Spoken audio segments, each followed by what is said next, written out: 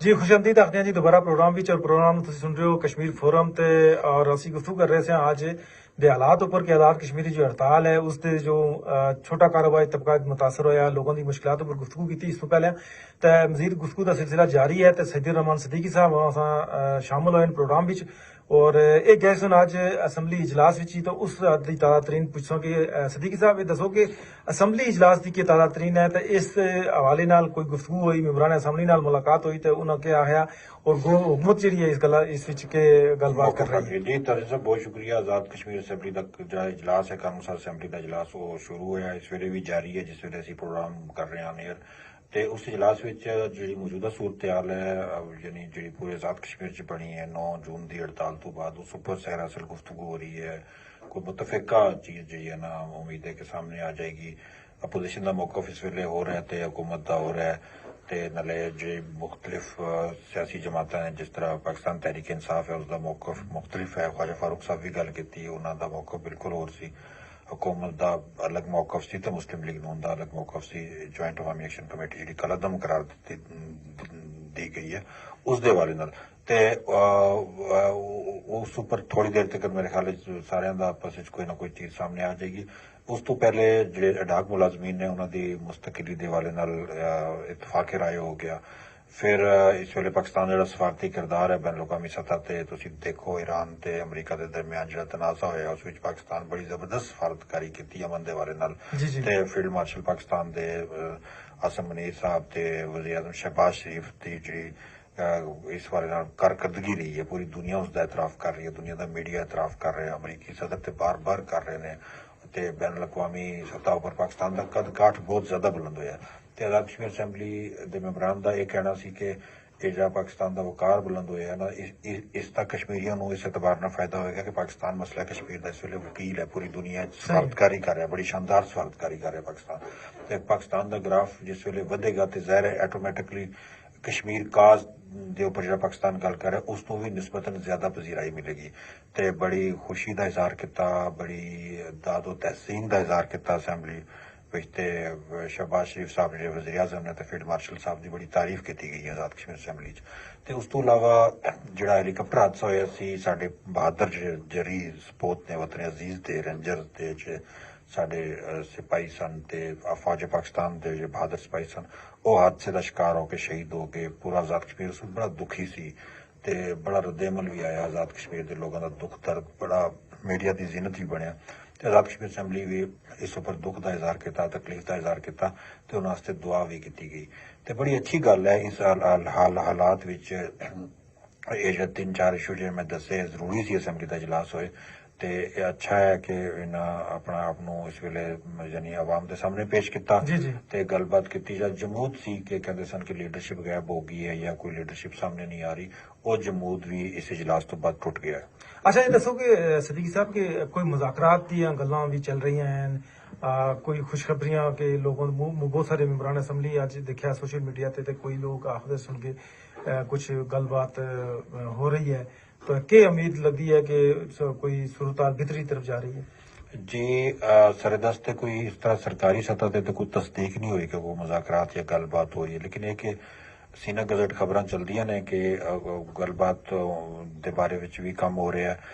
अज सानू जो peoples party के जो वज़रा मिले ने उन्होंने सारियां एक गल की, उस मियाँ वहीद साहब मिले, उस सानू अपना ये मिले चौधरी लतीफ अकबर साहब मिले, फिर उस तो इलावा सानू जो ना पीपल्स पार्टी के जावेद यूसुफ साहब मिले।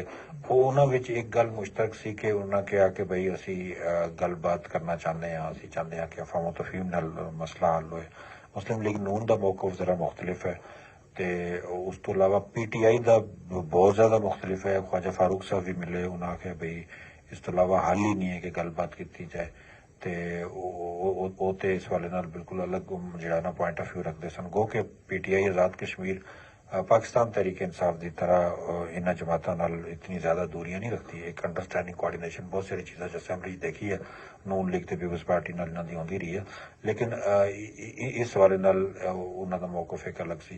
ते मुज़ाकरात जे ना देखो तज़ीम साहब, मुज़ाकरात होना अच्छी गल है, हर बंदा मुज़ाकरात की हिमायत करता है। कोई भी ज़ईशोर बंदा होएगा, पढ़ा लिखा बंदा होएगा, जमहूरी के ऊपर यकीन रखने वाला बंदा होएगा, वो मुज़ाकरात का हामी होएगा। लेकिन कुछ चीज़ां ऐसियां ने कि ਜਿਹੜੀ ਸਾਡੀ ਐਕਸ਼ਨ ਕਮੇਟੀ ਹੈ ਉਹਨਾਂ ਨੂੰ ਵੀ ਦੇਖਣੀਆਂ ਚਾਹੀਦੀਆਂ ਕਿ ਉਸ ਦਾ ਹੱਲ ਦਾ ਜ਼ਰੀਆ ਕਿਹੜਾ ਹੈ। ਅਗਰ ਹੱਲ ਦਾ ਜ਼ਰੀਆ ਦਰਮੀ ਜਿਹੜੀ ਹੈ ਠੀਕ ਨਹੀਂ, ਹੱਲ ਦਾ ਜ਼ਰੀਆ ਅਗਰ ਅਸੈਂਬਲੀ ਹੈ ਤਾਂ ਤੁਸੀਂ ਅਸੈਂਬਲੀ ਨੂੰ ਇਖਤਿਆਰ ਕਿਉਂ ਨਹੀਂ ਦਿੰਦੇ ਕਿ ਉਹ ਆਇਨ ਵਿੱਚ ਤਬਦੀਲੀ ਲੈ ਕੇ ਆਵੇ। ਤੇ ਬਾਕੀ ਪਬਲਿਕ ਇੰਟਰਸਟ ਦੇ ਮਸਲੇ ਪਹਿਲੇ ਵੀ ਹਕੂਮਤ ਪਾਕਿਸਤਾਨ ਸੁਣਦੀ ਰਹੀ ਹੈ, ਹੁਣ ਵੀ ਸੁਣੇਗੀ, ਉਹ ਮਸਲਾ ਨਹੀਂ। ਲੇਕਿਨ ਜਿਹੜਾ ਪਬਲਿਕ ਇੰਟਰਸਟ ਦੀ ਬਜਾਏ ਆਇਨ ਸਾਜ਼ੀ ਦਾ ਮਸਲਾ ਹੈ ਤੇ ਇਹ ਜਿਹੜਾ ਨਾਜ਼ੁਕ ਮਸਲਾ ਹੈ ਤੇ ਸਾਡੇ ਜਿਹੜੇ ਭਰਾ ਨੇ ਉਹਨਾਂ ਨੂੰ ਇਸ ਗੱਲ ਉੱਪਰ ਦੇਖਣਾ ਚਾਹੀਦਾ ਕਿ ਬਈ ਤੁਸੀਂ ਅਸੈਂਬਲੀ ਨੂੰ ਇਸ ਦਾ ਇਖਤਿਆਰ ਦੇ ਦਿਓ। ਆਪਣੇ ਚਾਰਟਰ ਆਫ ਡਿਮਾਂਡ ਵਿੱਚ ਇਹ ਚੀਜ਼ ਹਜ਼ਫ ਕਰ ਦਿਓ, ਮੁਤਾਲਬਾ ਜ਼ਰੂਰ ਰੱਖੋ, ਲੇਕਿਨ ਇਸ ਉੱਪਰ ਜਿਹੜਾ ਨਾ ਡੈਡ ਲਾਕ ਨਾ ਰੱਖੋ। ਤੇ ਉਸੇ ਸੂਰਤ ਤੇ ਜੀ ਮੁਜ਼ਾਕਰਾਤ ਦਾ ਨਤੀਜਾ ਖੇਜ਼ ਹੋ ਸਕਦੇ ਨੇ। ਬਾਕੀ ਚੀਜ਼ਾਂ ਵਿੱਚ ਤਾਂ ਪਹਿਲੇ ਵੀ ਗਵਰਨਮੈਂਟ ਨੇ ਕੋਈ ਇਸ ਤਰ੍ਹਾਂ ਦੀ ਇਹਨਾਂ ਨਾਲ ਇਖਤਲਾਫ ਨਹੀਂ ਕੀਤਾ ਤੇ ਮੇਰਾ ਨਹੀਂ ਖਿਆਲ ਕਿ ਹੁਣ ਵੀ ਗਵਰਨਮੈਂਟ ਇਖਤਲਾਫ ਇਸ ਉੱਪਰ ਕਰੇਗੀ।